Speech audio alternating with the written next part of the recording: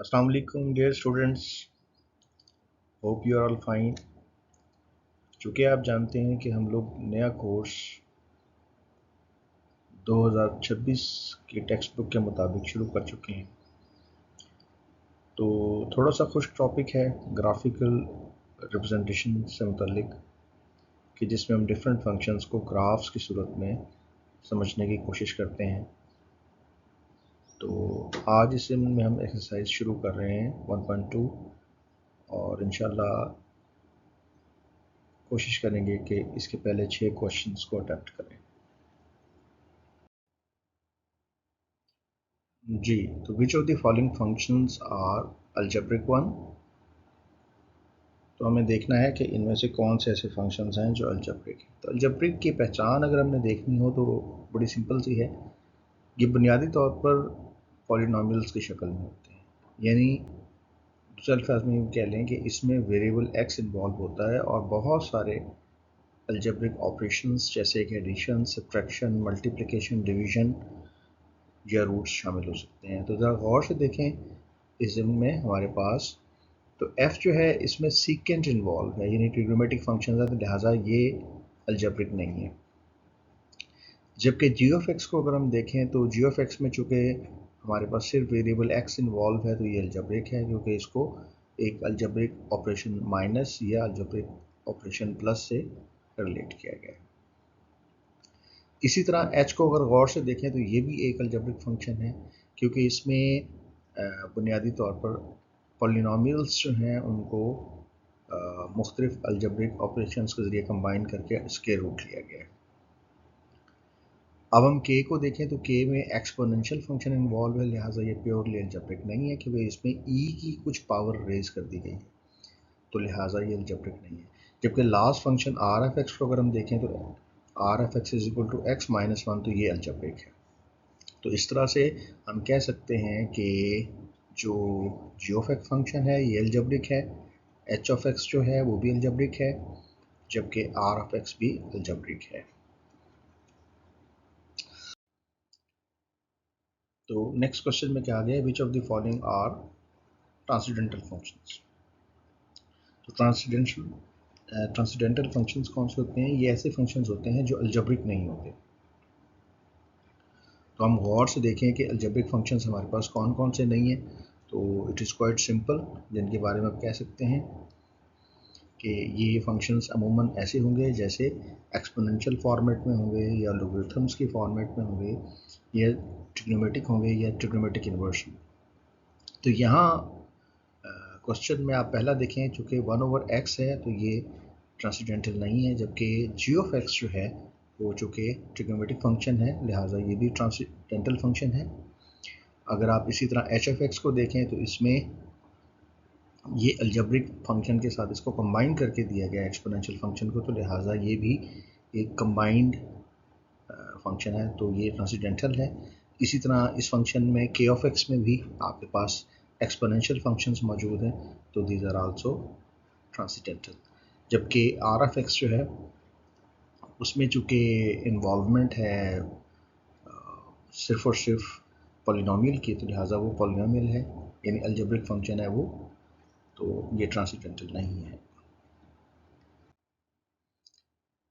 इसी तरह question number 3 की तरफ मूव करते हैं। तो कहते हैं कि which one of the following functions are fundamental. अब इसमें से ढूंढने हैं कि फंडामेंटल कौन से हैं और नॉन फंडामेंटल ट्रांसेंडेंटल फंक्शंस कौन से हैं। यानी ये बुनियादी तौर पर दोनों क्वेश्चंस जो हैं ये ट्रांसेंडेंटल फंक्शन से मुतल्लिक है। तो ट्रांसेंडेंटल की हम जानते हैं कि दो अक़साम होती हैं।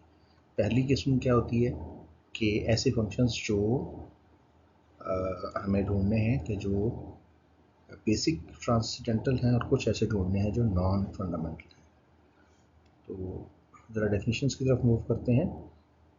तो जैसे कि डेफिनेशन में बताया गया है कि अगर y is equal to A raise to the power x या log ऑफ x या किसी भी फॉर्मेट में अगर आप देखते हैं, तो अगर तो कोई फंक्शन जो है वो इस तरह से है कि वो बिल्कुल बेसिक फॉर्मेट में है, तो उसे फंडामेंटल ट्रांसेंडेंटल फंक्शन कहते हैं। और इसी तरह नॉन फंडामेंटल कौन से होंगे? जो कॉम्बिनेशन होगा, दो या दो से ज़्यादा फंक्शंस का कॉम्बिनेशन होगा। जैसे कि अगर आप यहाँ देखें तो ये ऊपर जो फंक्शंस दिए गए हैं ये प्योरली ट्रांसेंडेंटल, जबकि नॉन फंडामेंटल कौन से हैं जिसमें कॉम्बिनेशन है। इसमें देखें साइन एफ एक्स और लॉग एफ एक्स इनका कॉम्बिनेशन है।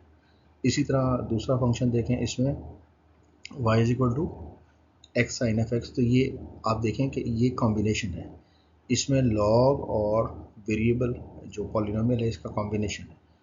तो ये तमाम के तमाम फंक्शंस जो हैं हम क्या कहेंगे कि ये बेसिक नहीं है बल्कि नॉन ट्रांसेंडेंटल फंक्शंस हैं।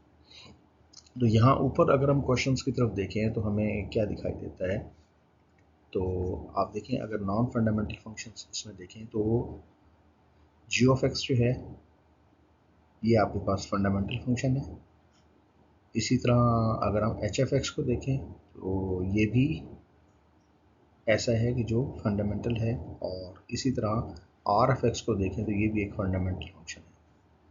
तो बाकी तमाम फंक्शंस जो हैं वो दो या दो से ज़्यादा फंक्शंस को कंबाइन करके बनाए गए हैं। On the other hand non fundamental की अगर आप बात करें तो क्वेश्चन नंबर 4 में एग्जैक्ट वही पूछे गए हैं कि जो नॉन फंडामेंटल है। तो आप पहले वाला फंक्शन देखें तो ये प्योरली एक्सपोनेंशियल है।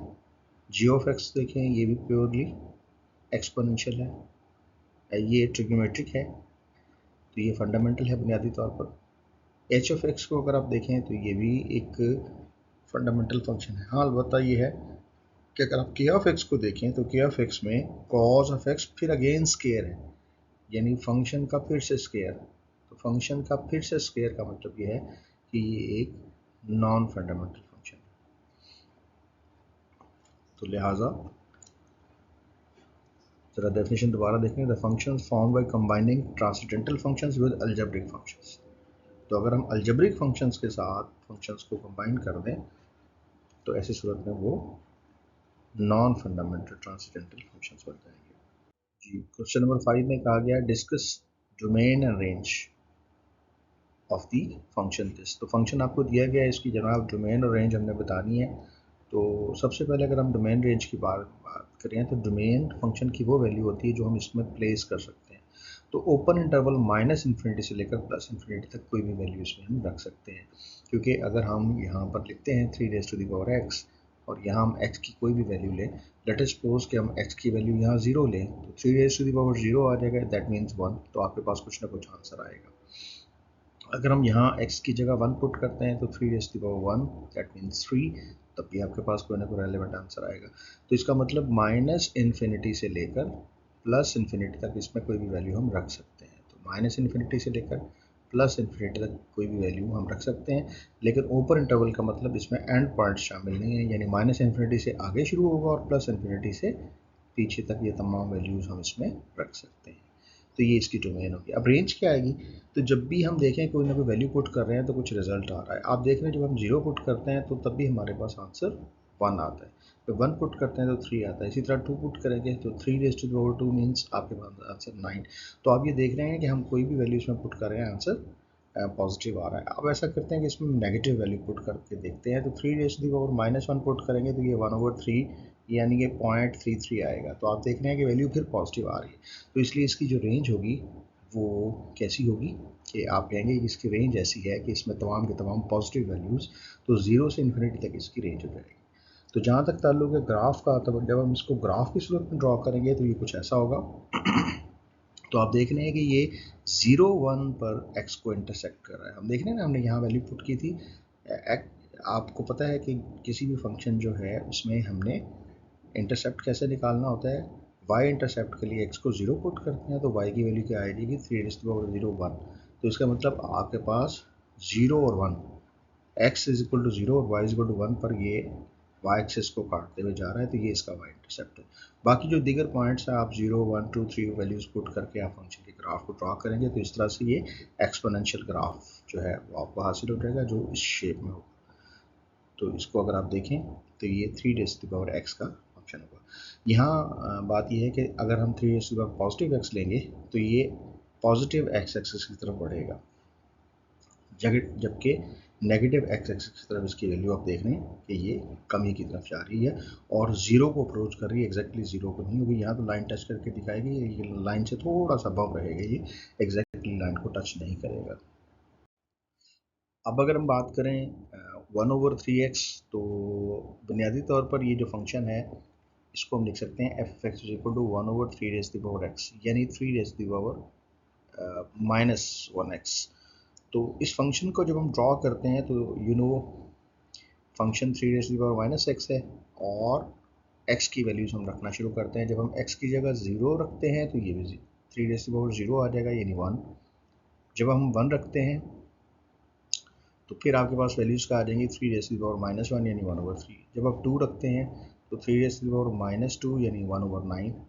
और इसी तरह अगर इसकी जगह -1 रखें तो 3⁻+1 हो जाएगा, दैट विल बी 3। तो इसका मतलब ये हुआ कि ये ग्राफ आपका देखें किस तरह होगा कि इसकी डोमेन और रेंज में अगर हम वैल्यूज़ देखें तो डोमेन में हम तकरीबन पॉजिटिव वैल्यूज़ भी रख रहे हैं, नेगेटिव वैल्यूज़ भी रख रहे हैं। ये देखिए, ये मैंने पॉजिटिव वैल्यूज़ रखी सारी और ये नेगेटिव वैल्यू रखी। तो ऐसी सूरत में डोमेन में हम सब कुछ रख सकते हैं, यानी डोमेन में हम पॉजिटिव वैल्यूज़ भी ले सकते हैं, नेगेटिव भी ले सकते हैं। तो डोमेन इसकी बन गई -∞ से +∞ तक। जबकि रेंज में आप देखें तमाम वैल्यूज इसकी सिर्फ पॉजिटिव आ रही हैं, लिहाजा रेंज इसकी होगी ओपन इंटरवल 0 to ∞। अब अगर हम इसका ग्राफ ड्रॉ करें तो ग्राफ जो है आप देखिए नेगेटिव एक्स एक्सिस की तरफ इसका जो ग्राफ है पॉजिटिव है, यानी बढ़ रहा है, जबकि पॉजिटिव एक्स एक्सिस की तरफ ये जाके इसकी टेल बन रही है।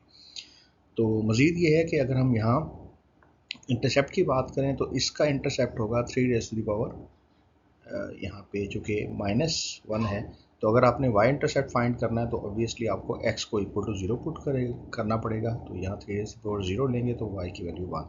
तो इस तरह से आपके पास जो इंटरसेप्ट है इसका वो 0 और 1 आ रहा है। तो इसको आप ड्रॉ करेंगे और समझेंगे, कोई इश्यूज़ होंगे तो आप ज़रूर डिस्कस कीजिए। Thank you very much dear students. तो इंशाल्लाह नेक्स्ट वीडियो में हम फर्दर जो हाइपरबोलिक फंक्शंस हैं उनको डील करेंगे। अस्सलाम वालेकुम।